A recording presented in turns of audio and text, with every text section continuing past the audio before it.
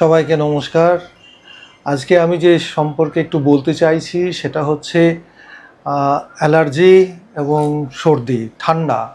বর্ষা বৃষ্টিতে বাচ্চারা স্কুলে যায়, স্কুল থেকে আসে জুতো ভেজা, জামা ভিজা, হাঁচি কাশি শুরু হয়।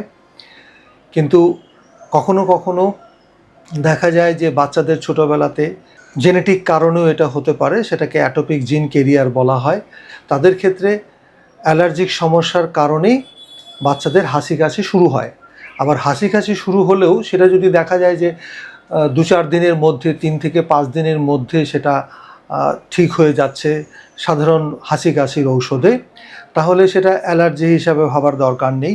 কিন্তু অ্যালার্জিটা হচ্ছে বডির ডিফেন্সিভ মেকানিজম, যেটা যদি দেখা যায় 5 থেকে 7 দিনের পরেও তার হাঁচি কাশি কমছে না, তার নাক দিয়ে জল গড়িয়ে পড়ছে, বা পায়ে জুতো পরে বর্ষা বৃষ্টিতে ভিজে গেছে, সেই ক্ষেত্রে ভেজা পায়ের জুতো, মোজো এবং জুতোর যে ম্যাটেরিয়াল তার থেকেও কিন্তু ভেজা থাকলে পরে ম্যাসেরেশন হয়। সেই ক্ষেত্রে দুটো প্রবলেম হয়।